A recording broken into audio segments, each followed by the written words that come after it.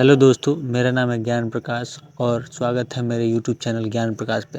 दोस्तों, आज हम एक बहुत अच्छी और विशेष स्पेसिफिक टॉपिक के बारे में बात करने वाले हैं और वो टॉपिक है स्वामी विवेकानंद का टॉपिक। स्वामी विवेकानंद आज के यूथ जनरेशन के लिए बहुत बड़े प्रेरणा स्रोत हैं, क्योंकि इन्होंने अपनी मन की जितनी शक्तियाँ हैं और अपने पूरे जीवन में इन्होंने जो मन के बेस पे अनुभव किया और जो कंट्रोल या जो मन के हिसाब से हम कर सकते हैं, उन सभी चीज़ों को जान के आज के युवाओं के लिए प्रेरणा दी। इनकी एक बुक है द पावर ऑफ माइंड, यानी कि मन की शक्तियाँ क्या क्या होती हैं और उससे हम क्या क्या कर सकते हैं। इन चीज़ों पे इन्होंने ज़ोरों शोरों से जोर दिया, जो आज के जनरेशन के युवा हैं उनके लिए काफ़ी महत्वपूर्ण योगदान रहा।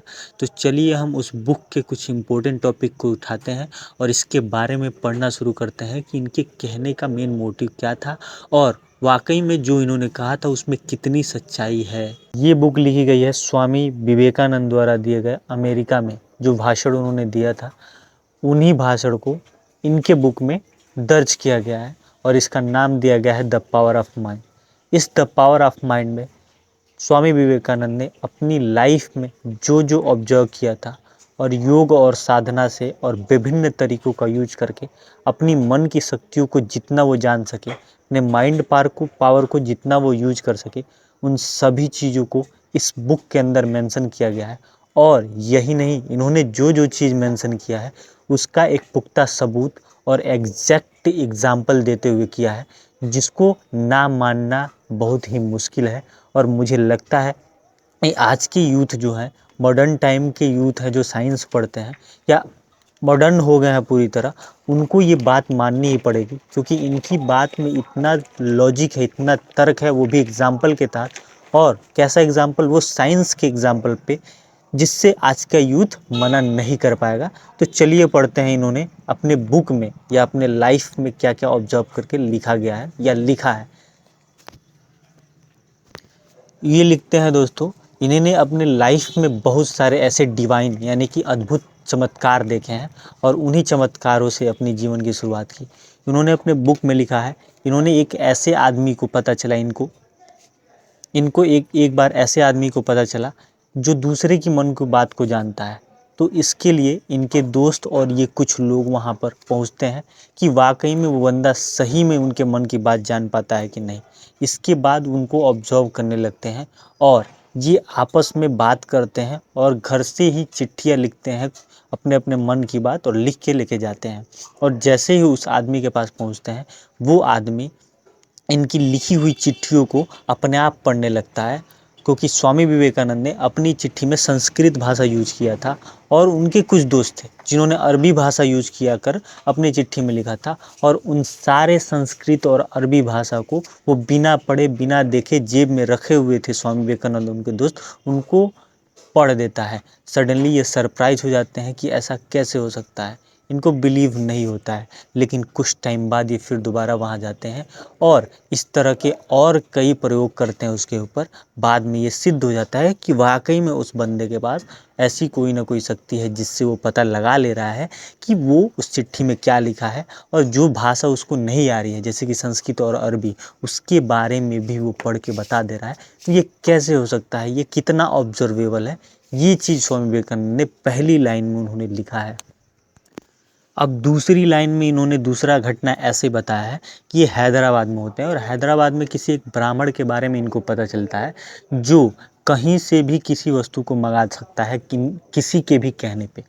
तब ये अपने दोस्तों के साथ वहाँ पहुँचते हैं और उनको ऑब्जर्व करते हैं, उनकी शक्तियों को प्रयोग करते हैं और बहुत सारे लोगों को इकट्ठा किया जाता है और उन लोगों को बुलाया जाता है जो अन्य जगह से सामान को मंगाते हैं। उसके बाद कहानी शुरू होती है।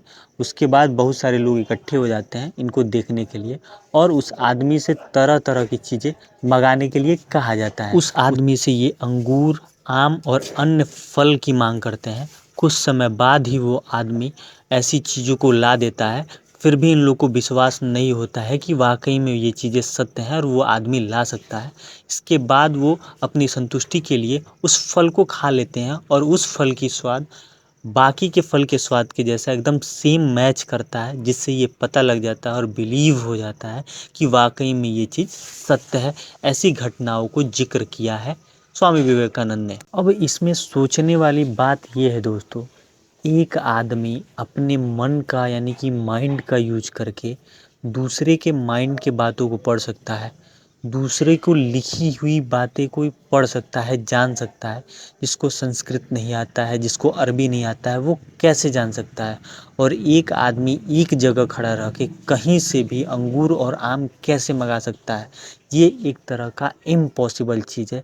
लेकिन स्वामी विवेकानंद बहुत ही सिद्ध आत्मा थे, इन्होंने बहुत सी ऐसी सिद्धि प्राप्त की थी, इसीलिए इनको अनुभव था।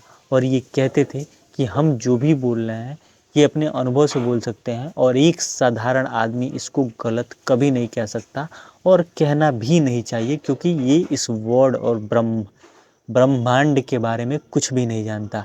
इसीलिए इस चीज़ को अवलोकन करना चाहिए और इसको मानना चाहिए और इसकी खोजबीन करना चाहिए। अब इनके कहने के अकॉर्डिंग ये बोलते हैं कि अगर हम एक कोने में रूम में बैठे हुए हैं और एक आदमी किसी कोने में अपने रूम में बैठा हुआ है और वो जो भी सोच रहा है वो दूसरे के दिमाग में सोचने लगता है। एक आदमी अपने रूम में बैठकर कुछ सोच रहा है और वही विचार उसके पास बैठे वाले इंसान के दिमाग में चलने लगता है। विचार संचरण के बारे में स्वामी जी अपनी स्पीच के बारे में बताते हैं और इससे संबंधित और भी सारी बताते हैं।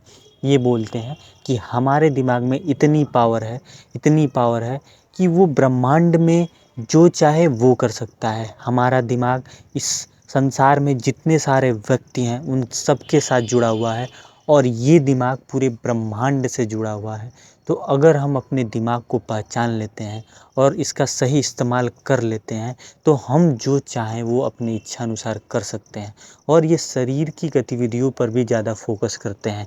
ये बोलते हैं कि हमारे अंदर शक्ति है जो अति सूक्ष्म यानी कि एटम्स और मॉलिक्यूल से आती हैं। एग्जाम्पल देते हैं ये कि जैसे अगर किसी नदी के अंदर बुलबुले उड़ते हैं तो वो नीचे से उठ के आती है, वो हम नहीं देख पाते, लेकिन जैसे ही वो ऊपर आती है तब हम देख पाते हैं। इसी तरह हमारे शरीर से जो भी समस्याएं आती हैं, जो भी शक्तियां आती हैं, वो हमारे शरीर के अंदर बने छोटे छोटे सूक्ष्म से मिलकर आती हैं, इतने तीव्र होती हैं, हमारे विचार इतने तीव्र होते हैं और जब वो बाहर और बड़े हो जाते हैं तब इनको हमको एहसास हो जाता है। इसीलिए किसी भी चीज़ को जानने के लिए हमको सबसे पहले अपने अंदर ऑब्जर्वेशन करना होगा और उन छोटी छोटी चीज़ों को पहचानना होगा, जिससे पता चल सके कि वाकई में हमारी बीमारी क्या है और इलाज कैसी है इसकी। और पूरी स्पीच में इन्होंने शारीरिक गतिविधियों और दिमाग के संचरण यानी कि दिमाग की सोच के बारे में बात करते हुए इन्होंने कहा कि अगर हम इस चीज़ को सही तरीके से यूज करें, अगर हम अपने दिमाग पर कंट्रोल कर लें तो हम और आसपास के या किसी भी दिमाग को कंट्रोल करने की क्षमता रखते हैं और अपने दिमाग से जो चाहे वो करा सकते हैं। और जब हम इसका सही तरीका जान जाएंगे तो निश्चित ही शक्ति हमारे पास आ जाएगी।